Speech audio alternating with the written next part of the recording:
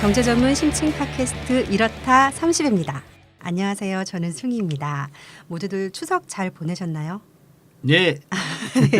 네, 추석이 어떤 모습이었을까 궁금한데요. 보통 여자들은 전부 치고 남자들은 TV 보고 뭐 이런 건 굉장히 낡은 모습이잖아요. 혹시 이번에 남자, 여자 이렇게 함께 명절을 준비하고 같이 누리는 좀 더 바람직한 모습을 보이셨는지 궁금하네요. 저희 집은 조상이고 나발이고 다 필요 없다. 그냥 째자. 네, 째자. 그게 무슨 네. 말이야, 째자가. 그냥 퍼져 자자. 그냥 그냥, 퍼져서 뭐 없다 그런 거 그냥 쉬자. 아무것도 안 하고 네, 그냥 쉬자, 퍼져서 쉬자. 놀자. 네. 그죠, 혁명적인. 혁명적이네요. 네. 저희 집도 그랬다고 볼 수 있습니다. 찬희 쌤 어떠셨어요, 추석? 저희 집에서만 만약에 세면 네. 저도 이제 혁명적으로 좀 째고 싶었는데 아무래도 부모님이 아, 계시다 보니까 부모님이 핑계가 되나?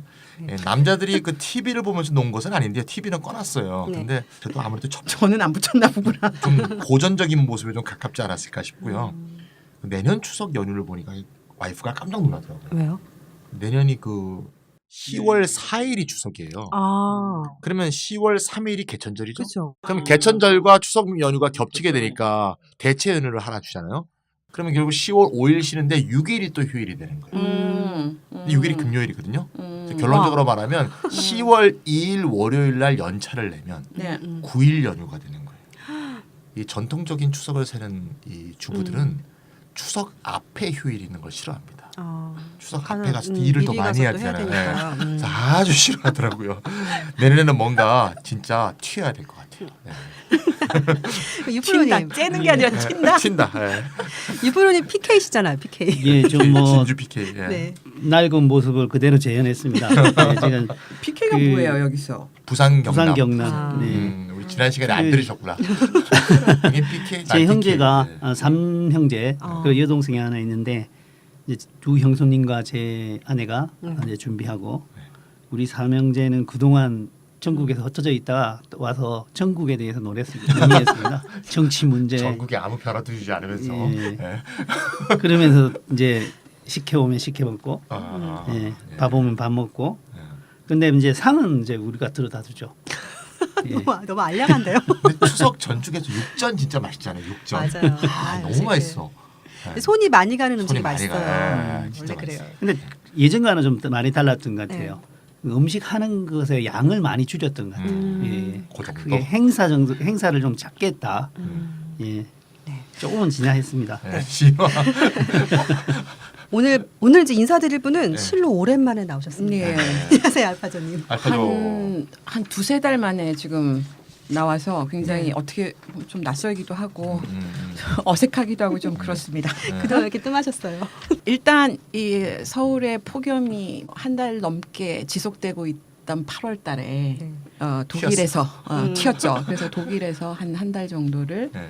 아주 상쾌하게 쉬면서 연구. 책을 읽으면서 네. 연구에 대한 고민을 하면서 보내다가 돌아왔습니다. 그러면 추석도 독일에서 보내셨어요? 추석은 아니 9월이잖아요. 추석이 9월이었죠. 얼마 네, 지지난주였나? 네. 그러니까 추석은 이제 서울에서 샜는데 혁명적으로. 혁명적으로 쨌죠.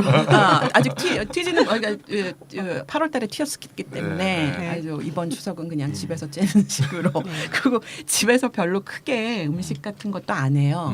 그래서 저 해본 적도 없고 엄마가 이제 하시는데 엄마가 안 하시더라고요 이번에는. 아. 그래서 그냥 아무것도 안 하고 평소대로 지냈어요. 엄마가 쨌구나. 그렇죠. 네, 본격적으로 이제 이렇다 30회를 한번 시작해 보겠는데요. 오늘 주제가 굉장히 도발적이에요. 네네. 금융시장의 발전이 경제 성장의 발목을 잡는다. 제목을 한번 이렇게 정해봤었죠. 네. 알파조님께서 이제 원고를 담당하시면 이렇게 뭔가 시선을 확 잡아끄는 제목을 잘 정하시는 것 같아요. 혁명적으로? 저번에도 금융위기 10년 주 기설. 그 인기 히트를, 좋았어요. 네, 예, 히트를 인기 치는데. 좋았어요. 네. 예. 다운로드 막 폭발했습니다. 네. 네. 아니 우리 어릴 때 사회 시간에 그 산업 뭐 이렇게 구분을 하면서 네. 1차 산업, 2차 산업, 3차 산업 뭐 이렇게 구분했었잖아요. 네. 네네. 네, 근데 3차 서비스. 산업의 절정이 금융 이렇게 뭐 얘기를 들은 것 같은데요. 네, 서비스업, 네, 공력 네. 뭐 이렇게. 아니 진짜 그렇게 배웠어요 네, 학교에서. 1차는 제조업. 전 그게 배웠어요. 아니, 1보다 2가 좋고 2보다 3이 좋고. 아니 그러니까 그거는 그렇게 되는데 네. 3차 산업이 이제 서비스업이다 음. 맞는데 네. 이 3차 산업의 꽃이 금융업이다 이 얘기가 학교 때 배웠다고요? 네. 근데 우리 학교 때는 금융업이 제 3차 산업의 꽃이라는 얘기는 없었어. 그러니까 선진국 얘기였죠. 뭐 우리는 없으니까. 그거까지는 저 확신하지 못하는 것 같아요. 근데 1차에서 2차, 2차에서 3차 식으로 발전을 이렇게 산업 구조가 하는구나. 고도화된다 이런 말을 그러니까 산업 구조가 분명히 했던 것 같아요. 고도화된다라는 얘기는 했었는데 그건 배운 것 같아. 근데 그게 교과서나 이런데 금융업이 꽃이다라는 얘기는 지금 와서 우리가 거기다가 좀 색을 덮은 거 아닌가? 아, 색을 그리 된 덮은 것 거 아닌가? 같아. 그런 그게 거 아니라 같은데? 마산에서는 안 가르친 것 같아. 서울에서 가르쳤어. 나 시골 출신이어서 그런가 보다. 그러면 서울 가르쳤어. 나는 기억이 없어. 시골 마산에 무슨 출신. 은행이라고 있어가지고 아, 녹역밖에 없는데. 마산이 아니고 또 그보다 조금 작은 더 시골이에요. 진해입니다. 진해. 진해. 예, 예. 네, 마산진에 합쳐서는데 뭐 이제는 뭐. 네, 여하튼 이렇게 산업이 1차, 2차, 3차 이렇게 급이 있다 이렇게 배운 것 같은데요. 그렇죠. 고도화된다 네, 그러니까 어떤가요? 일단 급수가 높아지는 네, 거죠. 네. 그게 말이죠. 영국의 경제학자 콜린 클라크라는 사람이 있었는데 이 사람이 이제 처음 분류한 건데 20세기에 네.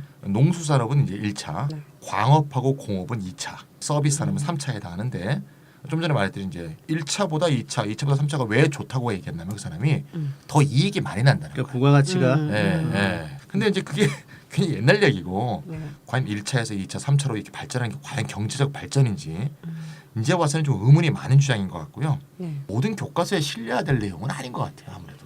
네, 예, 이게 뭐 콜린 클라크의 법칙이라고도 네 했죠. 얘기를 하죠.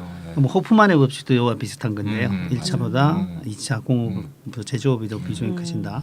저는 이렇다 방송 이렇게 하면서 교과서의 내용에 대해서 의심이 가다가 내가 뭘 배운 걸까 맞아요. 그런 생각이 그러니까 한쪽의 입장만 이렇게 좀 음. 집중돼 있다고 할까 뭐 보편적이고 중립적 내용이 아닌 것 같을 때가 있거든요. 특히 그 당시 또 국정교과서였잖아요. 그렇죠. 네. 근데 하나만 또 다 우리가 배워야 되고. 또 대학 때 정치 경제학이나 네. 이런 걸 교양으로 배울 때 교양으로 배웠나 하여튼 배울 때는 농업, 제조업까지는 가치를 생산하는데 상업, 서비스 분야는 가치를 생산하지 않는다. 또 이런 식으로도 또 그 여계 공부도 했던 경험이 있는 것 같아요. 했어요? 막스가 주장했던 것인데요. 그래요? 그 이전에 중농학교는 농업에서만 가치가 나온다고 했던 거죠. 중농주의. 예. 오늘 이제 주제를 한번 다시 이렇게 보면 사실 이제 정부가 그동안 금융산업의 발전을 독려해오고 장려해 왔잖아요. 맞아요. 알파전이 그렇지 않아요? 그렇죠. 그게 시작을 보면 네. 참여 정부 때로 거슬러 올라갑니다. 2003년 12월이었는데 그때 노무현 대통령이 직접 나섰어요. 금융산업을 신성장 동력으로 육성해서 한국을 동북아의 금융허브로 만들겠다라는 국가 전략을 첫 선을 보입니다. 그때. 그때 허브란 말이 엄청 아 유행했었어요. 허브 그렇지. 허브가 왜 유행했냐면 제가 그때 독일에서 공부하고 있을 때였는데 대통령 선거 때요. 제가 기억하기로는 노무현 후보가 허브를 그 공약으로 내세운 적이 있어요. 근데 이때는 금융 허브가 아니라 동북아의 동북아. 물류 허브였었어요. 아, 맞아. 그게 이제 대한민국의 미래 국가 전략이라고 굉장히 거창한 그림을 그린 적이 있었는데 그건 여전히 멋있다고 이게 갑자기 그 물류 허브 얘기가 쑥 들어가고 이제 당선이 되고 취임을 하고 한 이제 1년쯤 됐을 때잖아요. 2013년 12월이면 그때 물류 허브 대신 금융 허브가 쏙 들어온 거예요. 이게 이제 왜 바뀌었느냐 뭐 이 얘기들이 많기는 하는데 어쨌거나 일단 물류 허브는 그때 죽습니다. 그리고 이제 금융 허브가 대체되면서 이게 대통령의 아젠다로 국가 전략이다라는 이름으로 지금 선전이 되기 시작을 했었죠. 근데 그때를 이렇게 돌이켜 보면 97년도에 이제 외환위기 맞고 나서 IMF 관리 체제 들어왔잖아요. 네네. 그 IMF 관리 체제 들어와서 그 불욕 중에 불욕을 겪은 지 얼마 안 된 그 기억 악몽이 아직 생생한 상태에서 또 그때 기억나세요? 400만 명이 넘는 신용 불량자가 만들어지는 아, 사상 카드대란. 초유의 신용카드 사태가 바로 터진 때입니다. 정말 카드 그때 많이 팔아치웠죠. 이게 이제 DJ 정부 때 규제 완화가 만들어졌던 그때 사건인데 이제 정권이 교체되면서 2002년도에 이제 음. 신용카드 대란이 터지고 2003년도에 겨우겨우 수습을 맞아. 하고 난 직후였었어요. 그때 노무현 대통령이 직접 나서서 동북아의 금융 허브가 돼야 된다 이런 얘기를 한 거죠. 그럼 금융허브라는 말을 이렇게 했을 때 당시 막 금융시장은 막 열광하고 막 그랬었겠네요. 그렇지는 않았었어요. 오. 대통령이 오. 그 되게 그 흥미로운 게 좀 느닷없었죠. 왜냐하면 대통령이 나서서 동북아의 금융 허브가 돼야 된다라고 얘기를 할 때 그 계속 강조를 하고 대통령이 직접 나서서 이 사안을 챙기고 했지만 금융시장의 반응 상당히 냉소적이고 시큰둥했었어요. 한국은 안 된다라는 좀 이런 패배주의도 굉장히 강했었고. 또 노무현 대통령이 해서 또 싫어했던 사람도 있지 않았을까 이런 생각도 있고요. 근데 뭐 시장의 반응은 어쨌든 굉장히 냉소적이고 환영하는 그런 기운은 별로 없었고 그냥 뭐 언론들이 이제 대통령 정부 정책이니까 이제 막 박수를 치면서 이거 해야 된다라는 그런 주장들은 되게 많았는데 어쨌거나 뭐 금융시장의 당사자들인 거죠. 금융시장의 당사자들은 그냥 시큰둥했지만 참여정부 차원에서는 이제 금융허브 전략을 굉장히 심각하게 받아들이고 흔들림 없이 이렇게 추진을 해 나갔는데 두 가지 정책이 이제 결정적인 역할을 한 것 같아요. 자본시장 통합법이라고 하는 걸 네네. 제정을 했죠. 2007년도. 그때 나왔던 얘기가 금융계의 삼성전자를 키워야 된다. 요즘에 그런 말 좀 많이 들어보셨죠. 그러니까 제조업에서는 삼성전자라고 하는 세계 제 1등 기업이 있는데 한국에 왜 금융계에서는 왜 삼성전자 같은 1등 기업이 안 나오느냐. 그러니까 한국도 금융허브를 만들면서 정책을 그렇게 펼쳐서 금융계 삼성전자를 키워내야 된다. 세계적인 경쟁력을 갖춘 이런 이제 선전들이 있으면서 이제 자본시장 통합법을 만듭니다. 그리고 나서 마지막으로 밀어붙인 게 그때 논란이 많았던 한미 FTA였었죠. 자본시장 통합법을 통해서 이제 금융허브를 만들 수 있는 법제들을 좀 정비를 한 상태에서 한미 FTA 체결을 하면서 금융시장 개방하고 금융 규제 완화를 엄청나게 업그레이드를 시킨 거죠.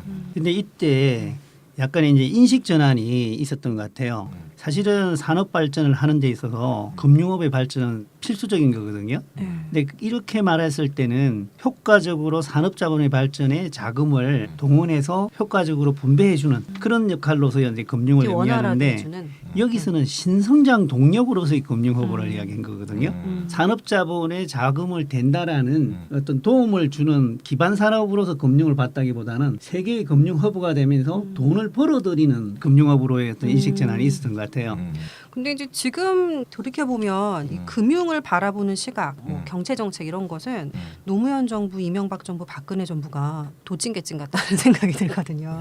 이 모피아 때문인가? 왜 그런 느낌은 혹시 안 드세요? 이게 지금의 암묵적인 합의처럼 돼 있죠. 통념처럼 돼 있죠. 선진국이 금융이 발전해서 더 큰 부가가치를 누린다. 우리도 거기에 뛰어들어야 된다. 뭐 2008년 위기로 거기에 대한 의문이 좀 제기되기는 있지만 한국은 안 먹혔어요. 그게. 그런 어떤 통념이 있는 거죠. 통념이 계속 진행되고 있다라고 할 수 있을 것 같아요. 이게 뭐 글로벌의 큰 흐름이니까 우리도 뭐 발맞춰서 가야 된다 이런. 방금 이제 알파주가 말씀하신 것은 세계적으로는 그 흐름도 약간 흔들리고 있는데 우리는 그 통념이 계속되고 있다 이 말씀하시는 것 같아요. 아니 이제 금융 관료들이 나와서 그거는 이게 금융 규제를 너무 완화해서 선진국에서 미국에서 이제 미국발 뭐 서프라임 사태가 터지고 했던 거는 미국의 얘기다. 우리나라의 금융 규제 상황은 미국의 발꿈치에도 못 미친다.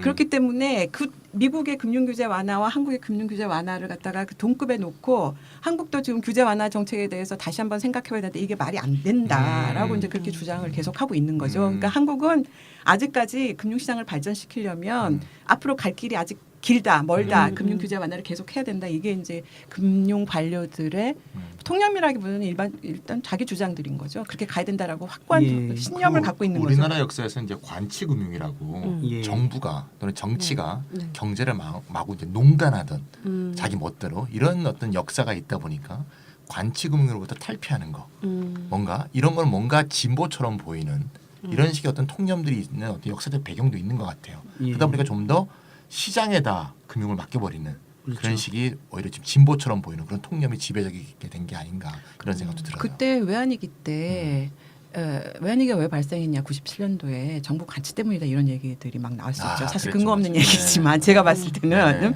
관치 때문에 외환위기가 왔다는 거는 사실 뭐 근거가 없다는 생각이 좀 들고 근데 그러면서 그 다음에 두 가지인 것 같아요. 외환위기가 이게 금융 관료들이 왜 이런 생각을 하게 됐는가. 왜 금융산업을 신성장 동력으로 제조업하고는 전혀 다른 길을 가는 돈이 돈을 버는 산업으로 만들어야 된다라고 이렇게 생각을 하게 되는 데는 97년도 외환위기가 굉장히 큰 역할을 한 것 같은데 첫 번째는 관치 때문이다라는 거. 그래서 시장한테 모든 걸 다 맡겨야 된다. 그렇게 되면 금융이 발전할 것이다. 라는 거고 두 번째는 기업들한테 마구잡이로 관치일까 자금을 대주라고 했기 때문에 외환위기를 먹었다. 그러니까 기업한테 생산적인 투자를 하도록 자금을 음. 대주는 역할들을 지금까지 뭐 정부가 시켰을 때 어쨌든 우리나라 은행들이 다 그 역할을 했었는데 그렇게 하다가 외환위기를 먹었으니 가능하면은 제조업이나 실물 경제에 대한 자금 조달은 자본시장에서 해라. 투자를 해라. 그러니까 주식을 사든 채권을 하든 하고 은행 같은 경우에는 독자적인 돈을 버는 산업으로 가는 게 맞다. 이제 이렇게 생각을 하게 된 것 같아요. 예. 자, 그래서 그러면 이제 노무현 정부 이후로 13년이 흘렀잖아요. 맞아요. 이제 계속 금융산업 발전을 위해서 줄기차게 달려온 셈이잖아요. 네, 아까 뭐 네. 도찐개찐 얘기하셨는데 네, 네. 사실 이름만 바뀌었지. 네. 과거 참여정부 때는 이제 금융허브라 그랬죠. 네. 이명박 정부 들어와서는 금융선진화. 박근혜 정부 들어서는 이름이 좀 더 어려워요. 금융융복합. 금융용 융복합. 창조경제. 원래 이름이 원래 우주로 가기 때문에 네. 금융융복합 이름이 바뀌면서 국가전략과제다 이렇게 계속 제시되고 있고요. 지금까지 어떤 정권이 들어서건 금융정책만큼은 궤도 수정이 없었어요. 오로지 한 방향을 향해 금융시장을 키운다에 전념해 왔고요. 2008년도 아까 말씀드리지만 세상을 뒤흔든 글로벌 금융위기가 와도 끄떡없이 그냥 계속 왔고요. 정말 그 황당한 건 말이죠. 아까 그 참여정부 시절에 대통령이 직접 금융허브 얘기했을 때 좀 시큰둥했다 그랬잖아요. 그때 시큰둥했던 사람들이 이제는 분위기가 완전히 반전돼 갖고 뭐 선진하다, 융복합이다 그러면 막 난리가 나는 거예요. 회의도 의문도 없고 그래서 그 옛말에 이런 말 있잖아요. 남이 하면 불리고 지가 하면 로맨스다. 이 수준으로 요새 좀 더 열광하는 분위기가 좀 더 강해진 게 아닌가 그런 생각도 듭니다. 그게 왜 그러냐면 실제로 정책이 일정하게 성공했다고 볼 수가 있어요. 이 점에서는 왜냐하면 금융시장 엄청 키워놨거든요. 뭐 나중에 좀 더 얘기를 하게 되겠지만 금융시장에서 돈벌이가 되는 거예요. 그러니까 요즘에 보시면 아시겠지만 최고 연봉 직장이 어디입니까?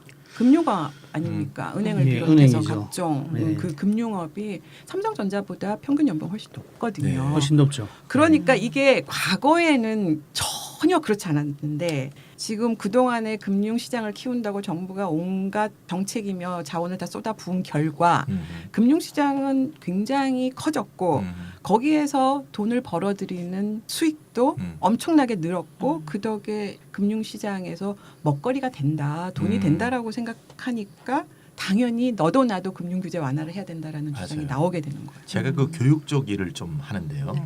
옛날에는 이제 김대중 정부 때 보면 1학년, 2학년, 3학년 때 자기 장래 그렇지. 희망을 쓰는 게 있어요. 그때는 맞아요. IT가 많았어요. 그게 근데 지금 IT로 맞아, 돈이 맞아, 쏠렸더라고요. 맞아. 네. 요새는 펀드 매니저 정말 많습니다. 아, 진짜 네. 실제로요? 그냥 오. 경영학과 펀드 매니저 이렇게 가는 경제학도 거죠. 마찬가지인데 네. 그래서 자기 왜냐하면 진로가 학생들이 미래에 돈을 많이 벌고 싶을 거 아니에요. 그렇게 딱 보면 돈 제일 많이 버는 직장이 어딘데 금융업이거든요. 그만큼 많이 키워야 그러니까 뭐 금융업에 취직하기 위한 그런 동아리 서클들이 대학에 얼마나 많은데요. 그렇죠.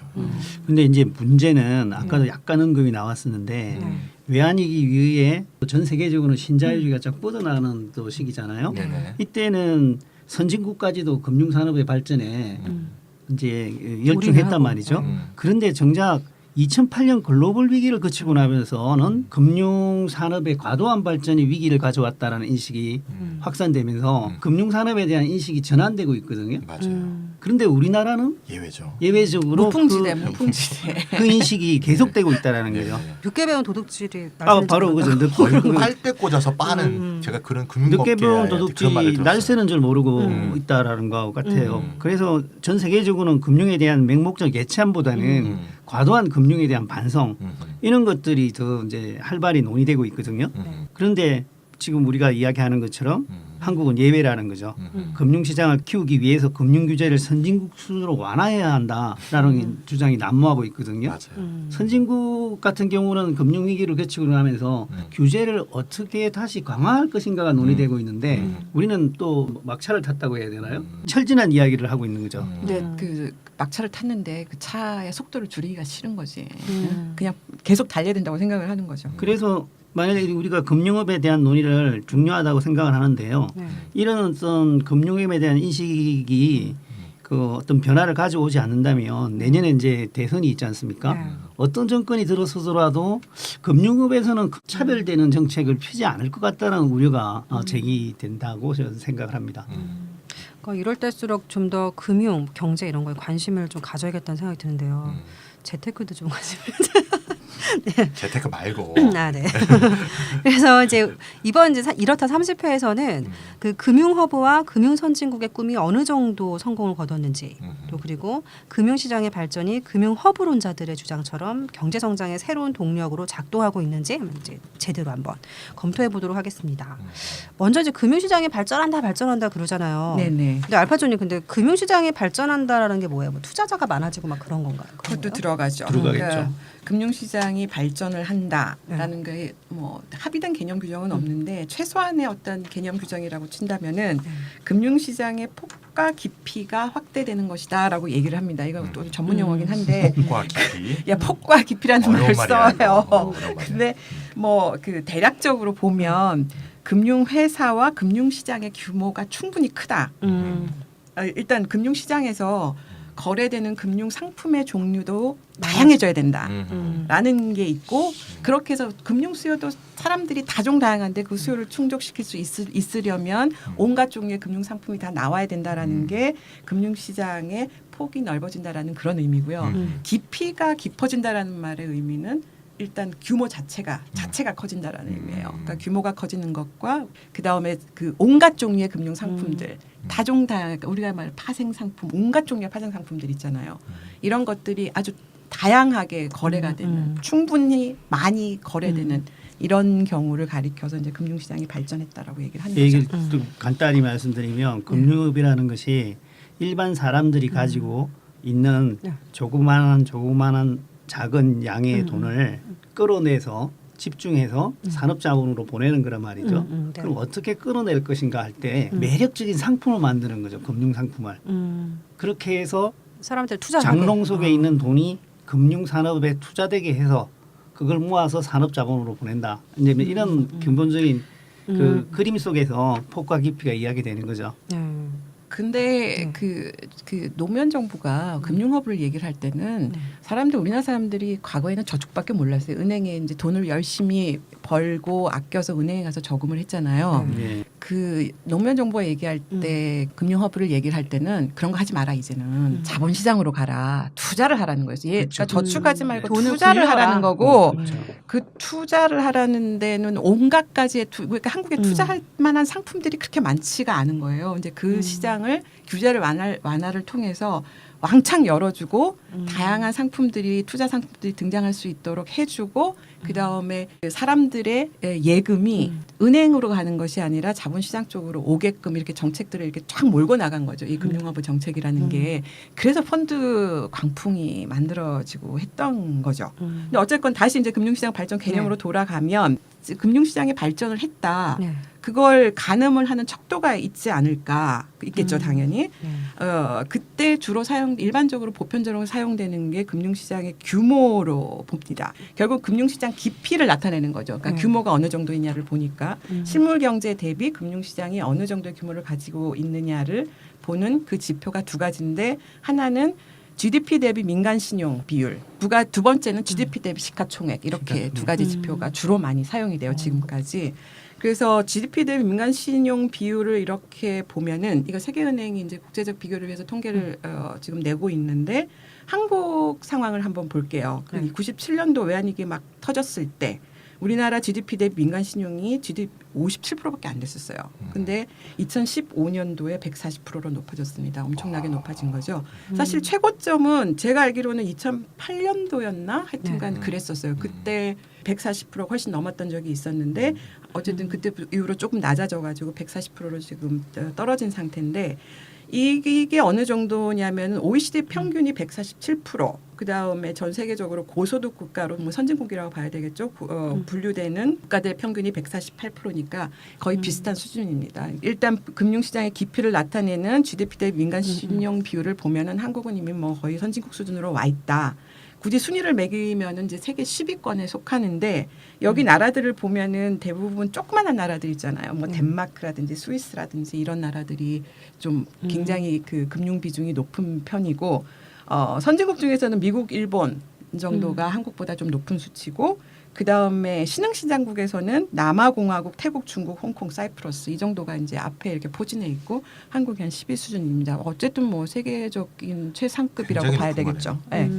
근데 이게 민간 신용이라는 게 구체적으로 어떤 개념인 거예요? 대출이죠, 대출. 대출. 아, 저축도 대출의 포함되는 규모. 거죠. 뭐. 아 그럼 이제 금융시장의 규모를 사용할 때 이 이제 GDP 대비 민간 신용이 있고 조금 아까 이제 GDP 대비 시가총액이 있다고 하셨잖아요. 네네. 금융 주식시장이죠. 가끔 이제 들어볼 맞아요. 주가가 폭락하면 뭐 시총에서 얼마가 증발됐다 이런 예, 예. 증발했다 막 이런 말 돈이 하잖아요. 사라진 것처럼. 그렇죠. 그러면은 네. 예, 그 이제 또 다른 금융시장의 깊이를 나타내는 또 다른 지표 GDP 네. 대비 시가총액 우리나라 코스피, 코스닥, 코넥스 이렇게 세 가지가 있는데 GDP 대비 시가총액을 보면은 2000년도에 30%밖에 안 됐었어요.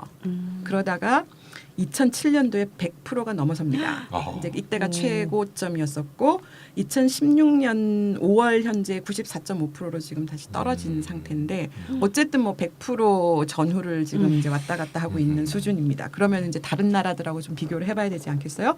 그 9월 기준으로 제가 그 자료를 찾아봤더니 GDP 대비 미국의 시가총액이 123%, 영국의 120%. 그것에 비하면 한국은 좀 낮은 수준이다.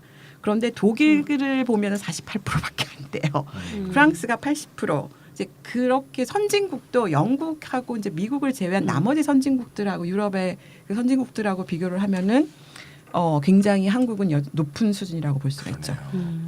아니면 우리나라는 선진국에 비해서 주식시장 역사가 굉장히 짧지 않나요? 그렇죠. 그러니까 뭐 미국 대공황 때 얘기 들어보니까 그때도 주식시장 얘기만 하고 있던데 네. 우리나라는 뭐 80년대 이후에나 돼요. 아니에요. 주식시장 그 전부터 있기는 있었죠. 있었죠.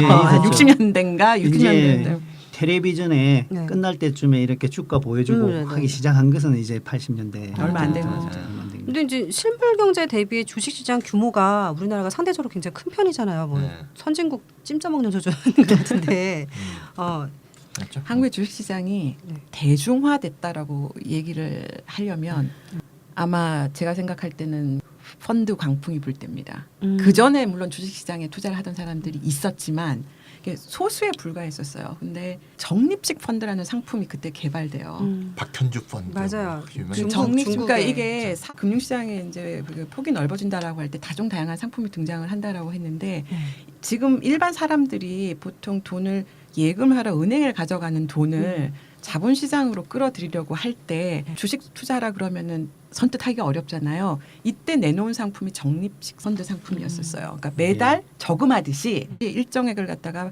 펀드에 계속 적립해서 그걸 주식시장에 이렇게 적금되지, 갖고 오는 그쵸. 그렇죠. 저금과 비슷한 개념으로 그 펀드를 만들어서 그걸 적립 펀드를 만들어서 이제 주식시장에 투자를 하게 되면서 일반 보통 사람들도 주식시장에 그냥 대거 참여할 수 있도록 그렇게 된 상황이었었는데 그러다 보니까 이제 갑작스럽게 한국의 주식시장이 이렇게 짧은 시간 안에 일반 투자자들 보통 사람들을 주식시장에 끌어들이면서 이렇게 갑자기 커지게 됐는데 주식시장만 커진 게 아니죠. 여러분들도 잘 아실 테지만 한국의 파생상품 시장은 더합니다. 1990년대 중반 때 처음으로 한국의 코스피 200 선물이라고 하는 첫 상품이 등장해요. 1996년도인데 그때 처음으로 모습을 드러낸 이후에 순식간에 전 세계 1위 세계 랭킹 1위에 오르는 완전 전설적인 기록을 가지고 있습니다. 한국이. 물론 뭐 파생상품 시장 하나만 가지고 금융시장 전체를 갖다 얘기하기는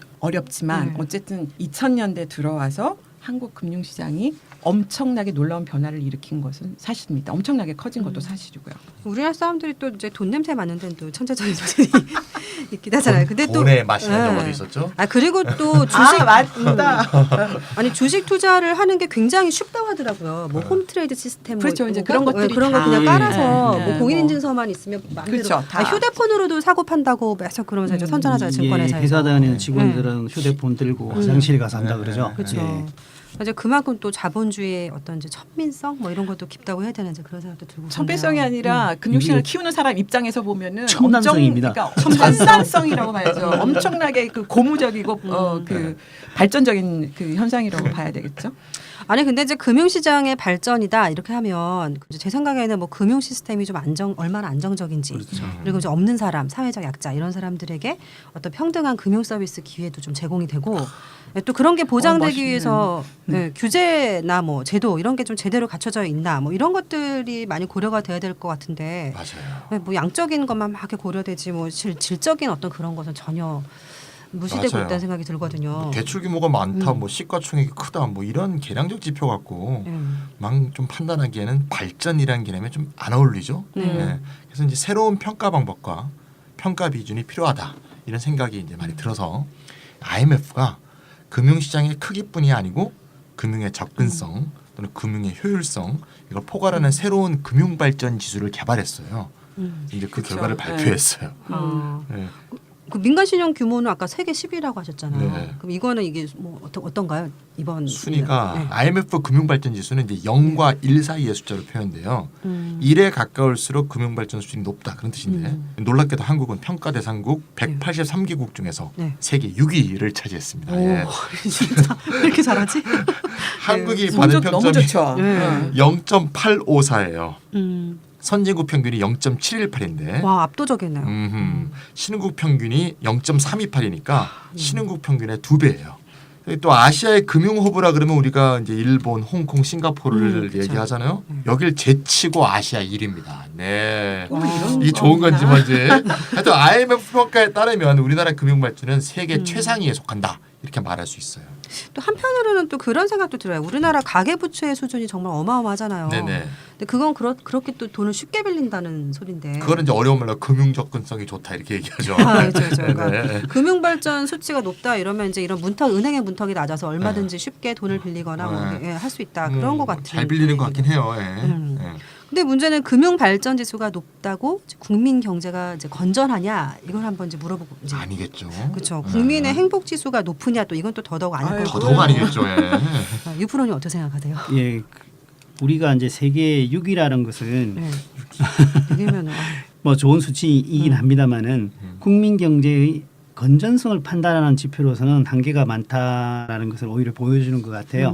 그러니까 가계 부채가 위험 수준에 와 있음에도 불구하고 금융 발전 지수는 6위로 나타나는 것은 그러니까 제대로 반영하지 못하는 부분이 있다라는 거죠. 그렇죠. 그리고 이제 이미 뭐 많이 언급을 했었는데 국민들도 외환위기를 겪고 난 뒤에 금융을 실물 경제의 성장에 필요한 자금을 후원하는 본연의 임무인데 이것이 금융이 본연의 임무에 그 집착하기보다는 오히려 그것은 구시대적인 사고다 생각하고 돈을 버는 금융산업 아까 신성장 동력이라고 그랬지 않습니까? 그런 이제 동력으로서 금융산업을 바라보고 또 자신도 그러한 대상으로 보고 금융 영역에 이제 접근하게 되는 거죠.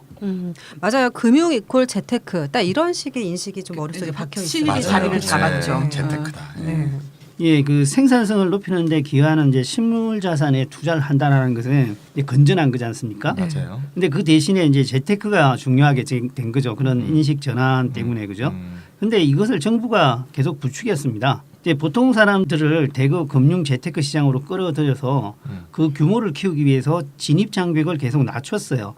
그 대표적인 사례로 파생 상품 시장에서 거래를 하려고 하면은 기본 예탁금이 있어야 되거든요. 맞아요. 그 기본 예탁금을 인하했습니다. 좀 지나간 수치긴 한데 1996년에는 그 파생 상품이 처음 출발했을 당시인데요. 기본 예탁금이 3천만 원이었습니다. 근데 2001년에는 500만 원으로 낮췄거든요. 누구나 다 들어와도 된다라는 거죠. 지금 같은 경우에 옵션 거래 같은 경우는 1,500만 원. 다시 올렸어요. 예, 이게 다시 올렸죠. 나중에 예. 올렸는데 일단 근데 이러한 진입 규제 완화는 이제 개인 투자자들이 대거 파생 상품 시장에 몰리도록 했습니다. 이게 제가 해봤거든요. 이거 완전 노름입니다. 이거. 예. 도박처럼. 뭐 딸 때는 좀 있었습니다만 결국 제가 손해 봤거든요. 노름이 원래 그런 거죠.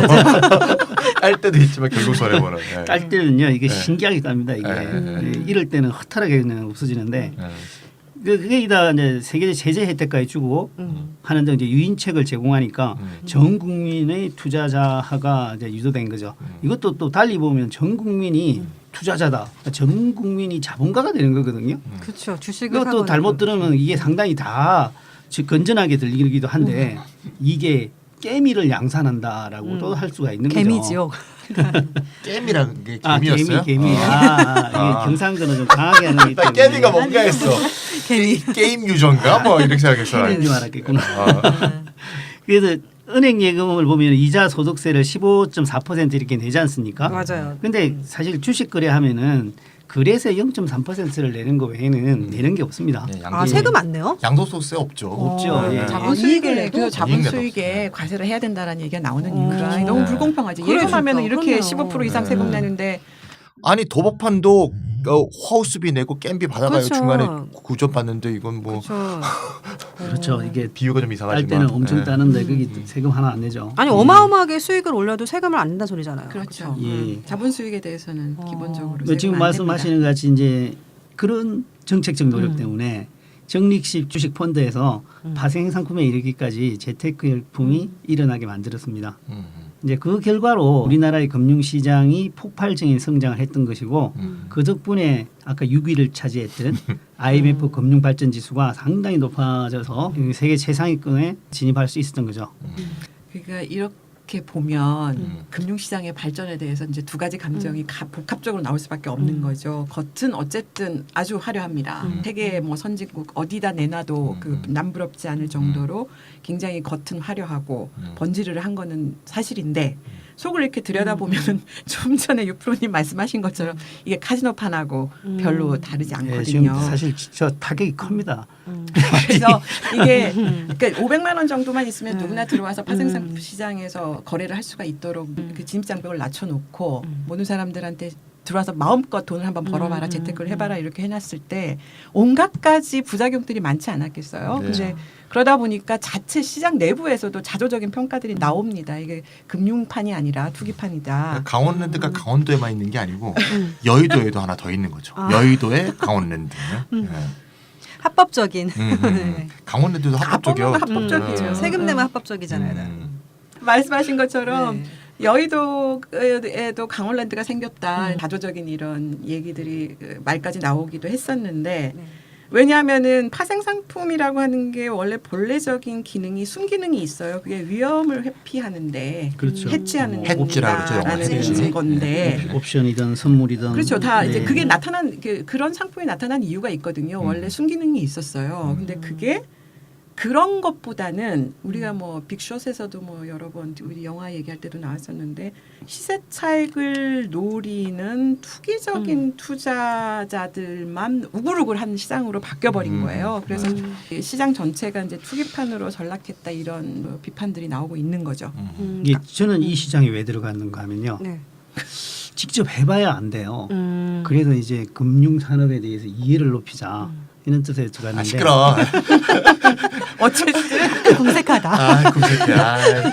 수업료가 너무 많이 들었어요.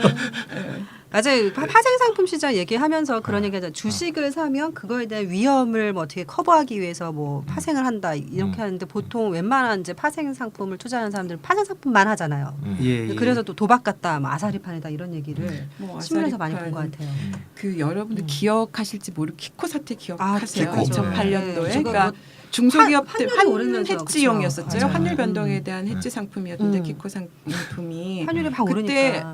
그때 환율이 내린 거죠. 원화 가치가 올라갈 때였었죠. 그때 음. 중소기업들 중에서 환해지 키코 상품 잘못 사가지고 흑자 도산하는 사태까지 막 벌어지면서 맞아요. 사회적으로 엄청난 파장을 일으켰던 그렇죠. 키코 사태가 있습니다. 대표적으로. 그 다음에 2010년도에 도이치증권 11월 11일 옵션 쇼크라는 이 엄청난 사건이 신문에 있었고 봤어요 이거. 네. 그 다음에 2010년, 11년 계속해서 국가 연계증권 주가 조작 사건이다 아니면 주식 워런트 증권 이거 다 이제 파생상품 시장인데 네. 불법 거래 사건이 된 의혹들이 있으면서 검찰이 수사에 들어가거든요.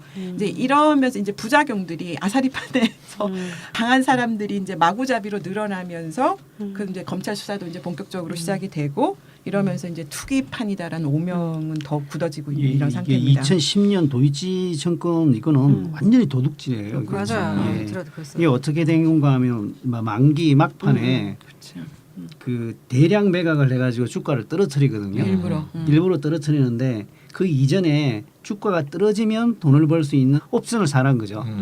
그래가지고 떨어뜨리고 옵션 사는 거하고 대거 이걸 누려버린 거죠. 지금 뭐 재판 결과들이 지금 막 나오고 있는 걸로 알고 있는데 이때 그래서 뭐 수익이 100배가 넘었나 뭐 그랬다는 얘기 들었었어요. 뭐 난리가 났었다고.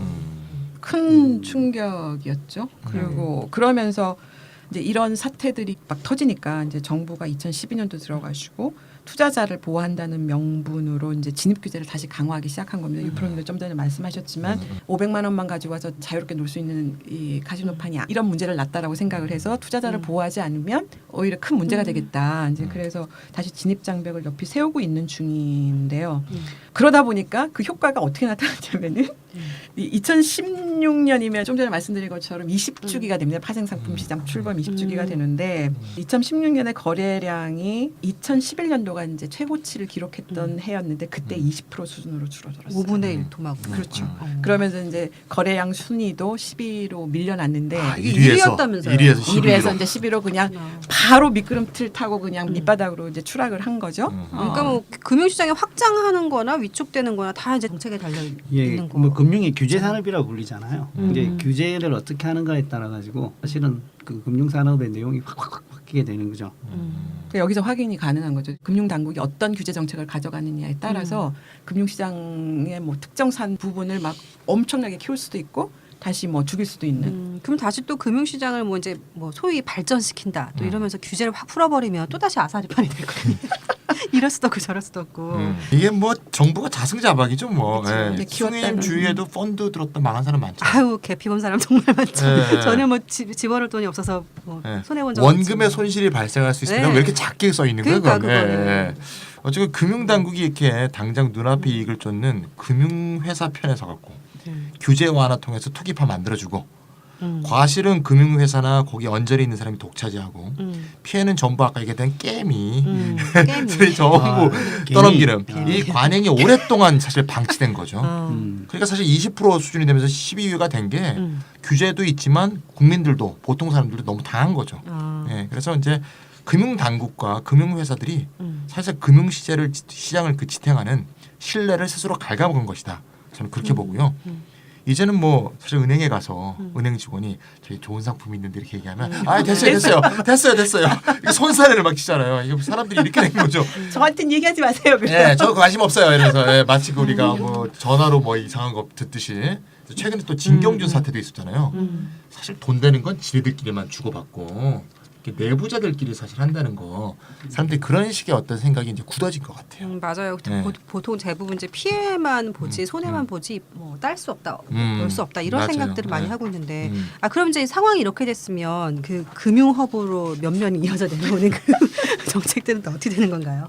실제로 정부 입장에서도 좀 난감할 수 있는데 금융 당국이나 금융시장 당사자, 금융회사들을 보면 지금 규제 완화밖에 하는 얘기가 없어요. 규제 완화를 해야 근데 금융 허브를 성공시킬 수 있다. 규제 완화만이 살 길이다. 지금 그렇게 얘기를 하고 그렇게 믿어왔는데 지금까지 그 이상 되풀이 그런 주장만 지금 계속 되풀이를 하고 있는 거죠. 그러니까 금융 허브가 지금 안 되잖아요, 솔직히. 근데 안 된 이유가 여전히 금융 규제가 강하기 때문이다.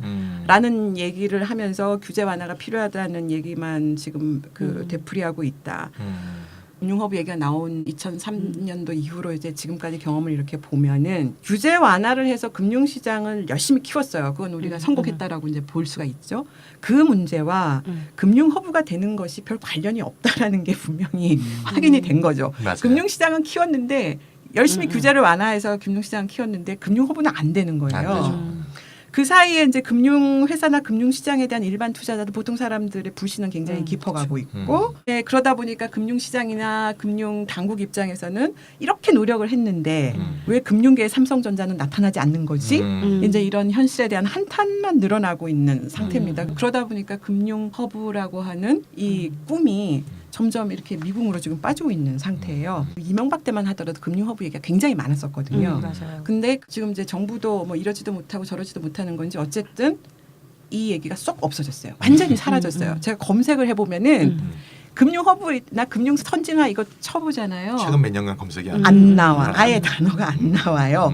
그 대신에 정보기술하고 금융의 융복합. 그래서 금융융복합 좀 전에 말씀하신 거 아니면 핀테크 뭐 이런 굉장히 또 다른 얘기들이 이제 새로운 아젠다로 등장을 했는데 어쨌거나 금융허브나 금융선진화 아젠다는 정부가 이제 박근혜 정부 들어오면서 자취를 감췄는데 정부가 공식적으로 우리가 포기한다라는 걸 선언한 적도 없고 우리가 실패했다고 인정한 적도 없지만 어쨌든 아무도 얘기는 더 이상 하고 있지 않습니다. 그러니까 평가도 한 적이 없고 학자들도 더 이상 언급을 안 해요. 재미있는 얘기를 하나 해드리면 한 2주 전에 옥스퍼드 대학의 경제학과 교수가 한국을 방문을 했었어요. 제가 개인적으로 이제 만났는데 이분이 뭘 연구하시는 분이냐면 금융허브를 연구하시는 분이에요. 그러니까 자기가 이제 연구 주제가 금융허브였는데 전 세계를 돌아다니면서 이제 금융허브 관련 연구를 해서 한국을 방문을 하면서 금융허브 관련자들을 만나서 인터뷰를 하고 싶어가지고 한국의 모든 금융 관련 쪽 뭐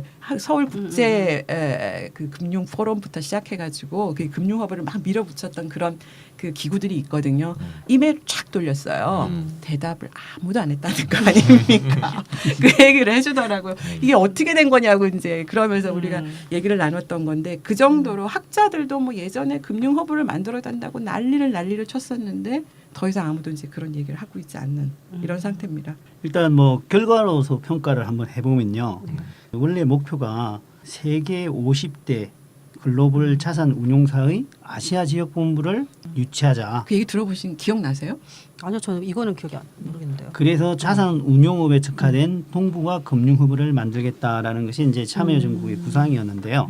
이건 일단 못했죠. 실패로 끝났고요. 네, 네. 안 실패로 들어왔어요? 끝난 게 안 들어왔어요. 잘 됐다. 아, 오히려 실패한 게 잘 그렇죠. 됐다. 네. 잘 됐다라는 것이고 그리고 이명박 정부가 내세웠던 금융 선진화의 경우는 사실 이명박 정부가 뭘 했는지는 잘 모르겠어요. 네.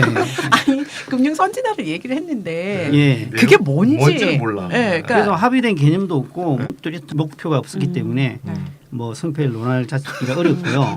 그리고 여하튼 이게 목표인 것 같아요. 이 그 자체를 평가하기 뚜렷한 못해요. 개념과 목표가 없었다는 것이 차라리 잘 됐다 그런 생각입니다. 한 가지 남아 있는 거는 있습니다. 지금. 그렇죠. 그러니까 세계적인 경쟁력을 갖춘 투자은행을 만들자. 아, 금융계 삼성전자. 그렇죠. 예, 이 꿈은 계속 이어지고 있어요. 참여정부부터 지금까지요. 그래서 금융당국은 2013년에 네. 한국형 IB 인베스트먼트 뱅크죠. 아, 투자은행이에요. 예, 투자은행 육성 방안이라든지 네. 2015년에 금융투자업 경쟁력 강화 방안. 최근에는 초대형 투자은행 육성을 위한 종합금융투자사업자 제도 개선 방안 뭐 이런 것들을 연달아 내놓고 있고요. 국내 증권사들을 향해서 네. 명실상부한 투자은행으로 한번 탈바꿈해봐라.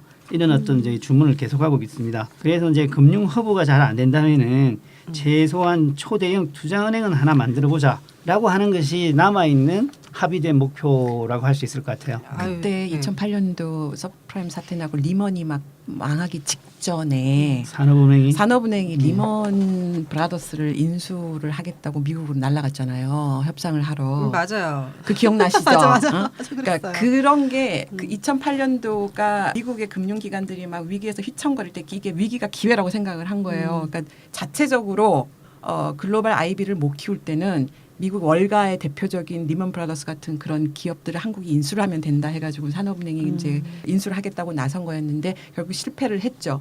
그거에 대해서 그 한쪽에서는 잘 됐다. 차라리 실패한 게 잘 됐다. 안 그랬으면 무슨 일이 벌어졌겠느냐라는 이런 평가들이 많은데. 아니 무슨 다 평가들이 차라리 잘 됐다요. 근데 모든 평가들이. 아니 금융 관료들은 그렇게 생각 안 해요. 성공시켰어야 됐는데라고 생각들을 하죠. 그러니까 역대 정부가 야심차게 내세웠던 금융 허브, 뭐 금융 선진화 그런 아젠다들이 이제 이루지 못한 꿈으로 끝났을 뿐더러 이제 슬그머니 꼬리를 내린 것 같은데요. 그렇죠. 네, 그러니까 차라리 네. 또 그 판단 괜찮은 것 같아요. 이제 예술을 내리는 거. 차라리 잘 됐다. 꼬리를. 그러니까 글로벌 6위라고 하셨잖아요. 이 음. 발전 수준이 이 정도다. 자랑스럽다. 이렇게 말할 수 있다는 그 이제 그 한국의 금융 시장이 그렇다면 이제 한국의 국민 경제 전체에 어떤 영향을 줬는지를 한번 네, 경제 살펴봤으면 전체. 좋겠는데. 그렇죠. 사실 뭐 아사리판이 뭐 거품이지 뭐 별 수 있겠냐는 생각도 네. 얘기하지 말까요? 아니 그래도 한번 얘기는 한번. 네, 국회 입법조사처가 이제 보고서 발표한 게 있어요. 올해 네. 발표했어요. 네. 얼마 안 됐어요. 예, GDP 대비 그 금융산업의 비중 네. 이걸 보니까 2007년도에는 4.7%였는데 2014년 7년이 지났죠. 4.0%로 줄어들었답니다. 또 부가가치 생산에서 금융산업의 비중도 2007년에는 6.8%였는데 2014년에는 5.6%로 감소했고요. 긍정적인데요. 뿐만 아니라 전체 고용에서 금융업 비중을 보면 2008년도에 최고치였는데 3.6%, 지금은 그보다 낮은 3.3%에 불과하다고 합니다. 뭐 그렇게 금융해도 뭐 실제로 금융업 종사자가 별로 없단 소리잖아요. 네, 이거. 뭐 그렇죠? 그도 그럴 것이 뭐 굉장히 금융업은 낮네요. 사실 노동 집약적이지 않잖아요. 요즘 다 컴퓨터 집약적이죠. 지금 예. 그렇죠. 인공지능이 다 다 ATM 기기로 돈 찾고 이렇고 그렇죠. 또한 그 금융시장 거래는 GDP에 포함이 안 돼요. 주식, 채권, 파생상품 시장에서 거래량, 거래 금액이 아무리 늘어도 그 과정에서 새로운 가치가 창출되는 것도 아니고 그에 비례해서 고용이 늘어나는 것도 아니죠. 시가총액이 늘어난다고 뭐 고용이 늘어나겠어요? 맞아요. 따라서 고용이나 GDP에서 차지하는 비중을 가지고는 금융과 경제의 상호관계를 밝히는데 좀 한계가 있다. 이렇게 볼 수가 있어요. 그럼 금융시장이 발전한 것과 경제 성장을 한 것과 뭐 이런 관계는 어떤 지표로 뭐 기준을 삼을 수 있어요? 그게 저기 애석하게도 그 인과관계가 이론적으로 명확하게 규명된 바가 없어요. 예, 그래서 금융의 발전과 GDP 성장의 상관관계에 관한 몇몇 실증 연구들이 좀 나와 있는 건 있고요. 뭐 그 연구에 따르면 이제 뭐 경제 성장률이 높은 나라일수록 네. 금융시장 규모도 좀 큰 거니까. 너무 당연한 그래서 얘기예요. 그러니까. 금융시장 발전이 경제 성장을 촉진시킨다가 이제 뭐 사실 통설이 네. 뭐 정설처럼 돼 있는 그런 건 이제 통용되어 온 사실 현실이죠. 예. 그게 참 경제학에서 이게 이론에서 맹점 중에 하나인데 금융시장의 발전하고 거시경제가 어떤 관련을 갖고 있느냐 이론적으로 아직 설명하는 게 없어요. 그런 상태에서 실증적으로만 이제 상관관계를 분석하는 이런 연구들만 지금 계속 진행이 되고 있는데 이게 지금까지는 금융시장이 발전한 나라들을 보니까 이게 다 선진국이더라. 그렇기 때문에 금융시장이 발전해서 경제성장을 촉진한다라는 이런 얘기가 이제 진리처럼 받아들여졌는데 2008년도를 거치면서 글로벌 금융위기 충격이 오고 나서 갑자기 대세가 바뀌기 시작을 한 거예요. 금융시장의 발전이 오히려 부정적일 수 있다. 그 경제 전체에 경제 전체 발전에도 부정적일 수 있다라는 이런 시각이 등장을 하기 시작을 합니다. 근데 그게 어떤 뭐 막스주의자나 아니면 비주류나 이런 연구자들이 하는 얘기가 아니라 IMF 웃기죠. 그다음에 국제결제은행, BIS, OECD 같은 권위 있는 국제기구들이 보고서들을 한 2012년부터 쏟아내기 시작을 했는데 거기에서 기존의 정설이었던 금융시장의 발전이 경제성장을 촉진한다라는 이 얘기를 완전 뒤집어 엎는 실증 연구 결과들을 지금 내놓고 있어요. 그래서 이 각가지 보고서들이 여러 개가 나와 있는데 2탄까지도 나오고 있고 그런데 그 다양한 보고서들의 내용을 한마디로 요약을 해보면은 금융시장의 발전이 경제성장을 촉진시키는 것이 아니라 오히려 경제성장을 둔화시킨다라는 이런 결론을 내놓고 있습니다. 물론 금융시장 발전이 일정 수준을 넘어가면이라는 전제가 있습니다. 우리 이렇다 해서 IMF 보고서 가끔 얘기하잖아요. 종종 얘기하는데 확실히 그 97년도에 외환위기 때 말했던 그 IMF랑은 그 IMF가 아닌 거죠. 마음 고쳐먹어. 마음 고쳐먹고 새로운 삶을 살고 2008년 이후에 네. 조금씩 달라지고 바뀌다가 요즘에 와서 확실히 많이 달라지고 있는 바뀌었죠. 게 있어요. 그래서 네. 이게 IMF에서 2012년도에 과도한 금융 물음표를 네. 붙인 제목의 보고서를 냅니다. 실증 분석입니다. 근데 OECD하고 G20 국가들 그러니까 소위 이제 그 잘 나가는 괜찮은, 선진국들을 이제 대상으로 지난 50년 동안 금융시장의 깊이 좀 전에 얘기했던 GDP 대비 민간 신용과 경제 성장의 상호관계를 분석을 했더니 결론을 보면은 금융시장의 발전이 일정 수준을 넘어서면 이게 구체적으로 이제 통계치까지 나왔는데 GDP 대비 민간 신용이 한 80에서 100%에 도달을 하게 되면 경제 성장에 역효과를 가져온다라는 이런 결과물을 내놨죠. 우리 그럼 넘은 거죠. 그렇죠. 이제 넘었죠. 예. 사실은. 미국의 통계를 그래프로 이렇게 보면 오히려 금융화가 제조업을 구축해내는 바람에 성장이 떨어지는 이런 양상으로 이게 그래프의 추이는 보이거든요.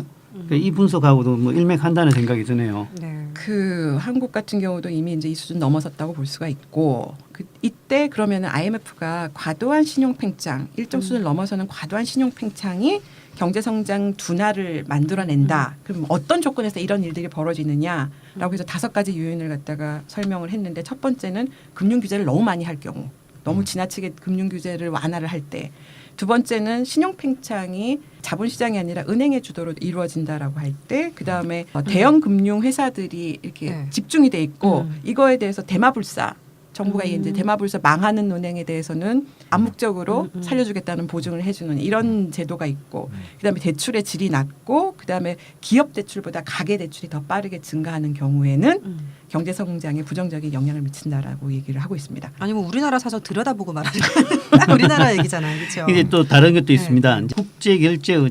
국제결제은행을 영어로 줄인 것이 BIS거든요. Bank of International Settlement 이렇게 될 겁니다. 그게 보고서에 따르면은 IMF의 결론보다 좀 더 나갔어요. 아예 금융시장의 발전과 생산성이 서로 상충 관계, 트레이드 오프 관계에 있다는 결과를 내놨습니다. 금융시장이 비대해지면 담보력이 낮고 실패 위험이 높은 사업에 대한 신용은 줄어들고 생산성은 낮고 담보력이 높은 사업, 그게 뭐겠습니까? 대표적으로는 건설과 부동산이겠죠. 이쪽으로 신용이 집중되어서 경제 성장을 구축하는 효과가 있다는 겁니다. 따라서 금융시장의 발전이 혁신적인 산업 성장의 원동력이 된다는 기존의 어떤 정설은 완전히 뒤집어 버린 이제 결론인 거죠. 아 근데 이게 경제 성장을 구축한데 구축이 그 다진다 그게 아니고 트라이딩 아웃, 트라이딩 아웃, 몰아낸다. 예, 예. 몰아낸다, 몰아낸다. 축출한다 뭐 이런 예. 거. 축출한다. 아. 축출한다라고 표현하는 이제 경제학 경제학 교과서에서 항상 구축 효과라 하니까요. 예. 발로 차서 내보낸다 이런 건가? 예. 축구. 아, 네. BIS까지 이렇게 평가할 정도면 이제 결론을 이미 내려졌다고 볼 수 있는데요. 네, 네. 그 이런 결론은 한국의 상황에 적용해도 뭐 똑같겠죠? 네, 뭐 그렇습니다. 한국하고 똑같고요. 지난 15년간의 우리나라 금융시장 현실이 이 과도한 금융, too much finance인데요. 요 명제와 정확히 일치하고요. 특히 2000년대 들어갔고 우리 잘 알다시피 가계 대출이 급증하고 있죠. 그래서 기업 대출 규모를 넘어섰고 가계 대출 중에서도 주택담보대출이 차지하는 비중이 어느새 70% 육박하고 있고 IMF가 경고했던 내용들이죠. 심각한 상황이죠. 예. 그 과정에서 이제 금융시장이 엄청나게 커졌지만 건강한 경제 성장의 핵심인 그 생산성 향상과 무관한 가계 소비 또 부동산 시장 여기에 이제 돈이 쏠렸을 뿐이고요. 그래서 2000년대 이후 우리가 사실 경제 성장률이 상당히 둔화됐잖아요. 이런 거에도 여러 가지 요인이 물론 작용하겠지만 이런 식의 too much finance 과도한 금융도 분명히 한 몫을 한 게 아니냐, 구축 효과를 낸 게 아니냐 이런 우리가 분석이 가능한 것 같습니다. 네. 예, 사실 금융시장의 규모가 일정 수준을 넘어섰고 실물 경제보다 빠른 속도로 성장하면 오히려 경제 전체에 악영향을 준다. 이 결론이 있잖아요. 네. 우리나라 금융당국이나 우리나라 일반적인 경제학자들한테는 청천벽력 같은 소리일 수 있습니다. 예. 그리고 다른 한편에는 참 억울하게 느끼는 면도 있을 것 같아요.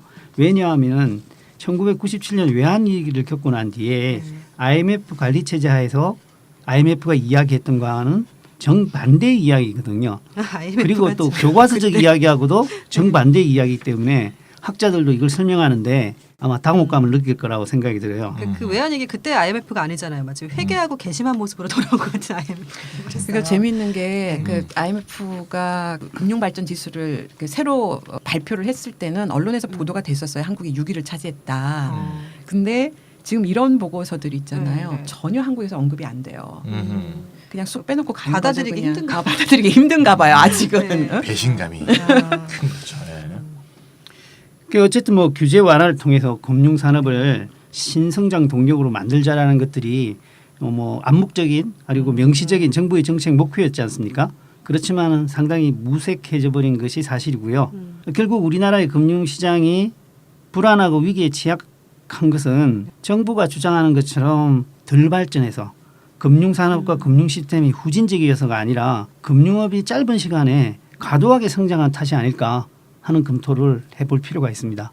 그러게요. IMF나 BIS 등 뭐 이런 이제 실증 연구 결과를 보면 지금 이 상황에서 정부와 금융당국 뭐 이렇게 이제 기존의 금융 정책에 대한 이제 재검토를 한번 전면적으로 해봐야 되는 게 아닌가 싶기도 해요. 네, 그렇다고 얘기를 할 수 있을 것 같은데 금융 선진국, 금융 허브의 원대한 목표를 이루지를 못한 것에 대해서 슬퍼할 이유도 없고 노여할 필요도 필요도 없고 차라리 잘 됐다. 그다음에 얼마 전에 아까 좀 전에 말씀드린 것처럼 그 IMF의 그 금융 발전 지수 한국이 세계 6위를 했다라고 했을 때 막 그걸 깎아내렸어요. 한국 정부가. 그러면서 그 한국 금융의 경쟁력은 우간다보다 낮은 수준이다라는 자기 비하를 왜 우간다에 하필이면 우간다 사람 기분 나쁘게. 아니 왜냐면 의문의 옆에. 다보스 포럼이 의문의 다보스 포럼에서 국제 경쟁력 지수를 발표를 정말. 하는데 그게 한국이 그 다보스 포럼에서 발표하는 국제 금융 경쟁력 지수에서는 우간다보다 낮아요 수치가.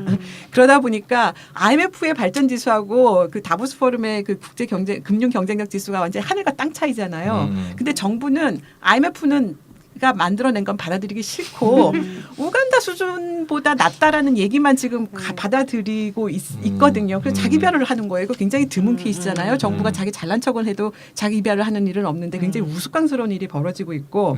근데 어쨌거나 우리가 봤을 때는 목표 달성에 실패한 것이 오히려 다행일 수 있지 않을까라는 생각이 들고 왜냐하면 미국이나 영국 같은 금융 선진국이 돼보겠다고 그동안에 그렇게 애를 썼는데 그게 의미하는 바가 뭐냐면 네, 그렇죠. 이게 금융을 발전시키는 데는 제조업을 희생시킨다는 결론이 나와요. 우리가 영국 그 브렉시트 하면서도 그 얘기 얘기했었죠. 탈 그래서 산업화, 금융화. 금융 대망론의 이면에는 제조업에는 미래가 없다라는 제조업 허망론이 실제로 깔려 있었습니다. 노무현 정부 때 그랬거든. 제조업 가지고는 더 이상 미래를 보장받을 수 없으니까 미래 산업, 곧 첨단 산업인 그 금융업을 키우는 게 한국의 경제 미래가 달려 있다 이랬거든요. 그러니까 제조업 포기해야 된다 이런 얘기 진짜 많았어요 그때는. 그래서 그런데 문제는 금융에만 일방적으로 의존한 경제 성장은 지속하지 않다라고 하는 거는 뭐 2008년도 미국발 금융위기에서 충분히 입증이 된 것으로 볼 수 있고 그렇게 보면은 제조업 허망론, 금융 대망론이라고 하는 것의 정당성도 이제는 없다고 봐야 되겠죠. 네, 그 뭐 우리가 처음에 이제 금융시장이 얼마나 크냐. 규모와 폭에 대한 얘기를 했었는데 중요한 건 금융시장을 키우는 게 아닌 것 같아요. 경제 성장과 금융의 발전이 서로 이제 긍정적인 영향을 줄 수 있도록 그쵸. 요놈이 요를 돕고 요놈이 요렇게 도울 수 있도록 그 양의 상관관계라 그럴까요? 이런 걸 유지하도록 하는 게 중요한 것 같고요. 그래서 이제 금융시장의 발전이 경제 성장을 뒷받침하는 그 생산적 투자로 이어질 수 있도록 그런 물꼬를 어떻게 잘 틔울까 이런 식의 우리가 연구들 좀 해야 될 것 같고요. 그게 바로 금융시장의 원래 기능 아니겠어요? 아, 예, 예. 또 금융시장이 존재하는 이유기도 하고 금융 자체를 돈을 먹는 황금알을 낳는 거위로 만들겠다는 위험천만한 꿈은 완전히 포기하는 게 옳지 않을까 이런 생각이 듭니다. 제가 이렇게 마지막 멘트 하려고 마무리하려고 이렇게 글을 써놨거든요. 네. 근데 찬희 선생님 다 이야기해버렸어요. 돈을 직접 낳는 건 아니라든지 이제 본연의 의미에 충실할 필요가 있다. 사실 생산에서 부가 창출되는 것이지 돈을 움직이는 것만으로서 부가 만들어지는 것은 아니거든요. 맞아요. 뭐 주식시장, 파생시장 얘기하면 제로섬 게임이란 말 하잖아요. 누가 맞아요. 잃는 것을 그대로 누가 얻고 따고 누가 맞아요. 또 따는 것은 또 누군가의 또 그래서 손실로 GDP에 먹죠. 포함이 안 되는 겁니다. 네. 그 노래 가사 중에 내가 웃는 게 아니야 있는데 금융시장이 아무리 커지고 발전을 해도 또 경제가 또 그대로 발전한다는 건 아니다 이런 네. 네, 사실 이야기가 불평등이 나온 더 것 같아요. 커지죠. 그렇죠. 사실상. 네. 그래서 금융이 발전하면 경제가 발전하는 거다. 이게 반드시 이퀄이다라는 생각은 좀 오늘부로 좀 살짝 버려야 되지 않을까 하는 생각이 들었습니다. 살짝만 버리지 말고 완전히 과감하게. 버려야 돼요. 과감하게. 예. 아 멘트 과격하게 안 하려고. 네. 네 오늘 이렇다 30회. 30 회야, 30회였어요. 30회. 와. 예. 오늘 이제 알파조님께서 네. 금융시장의 발전은 반드시 경제 발전과 이어지는 게 아니고 경제 성장의 발목을 잡을 잡는다. 수도 있다. 네, 이런 굉장히 그 도발적인 주제를 네, 제시를 해주셔서 이제 방송을 했습니다. 오늘 이제 이렇다 30회 이제 마치겠습니다. 오늘 이제 수고들 네, 나오신 하셨습니다. 분들도 다음 주까지 잘 지내시고 다음 주에 또 봬요. 네, 네. 안녕히 계세요. 예, 다음 주에 안녕하세요. 뵙겠습니다.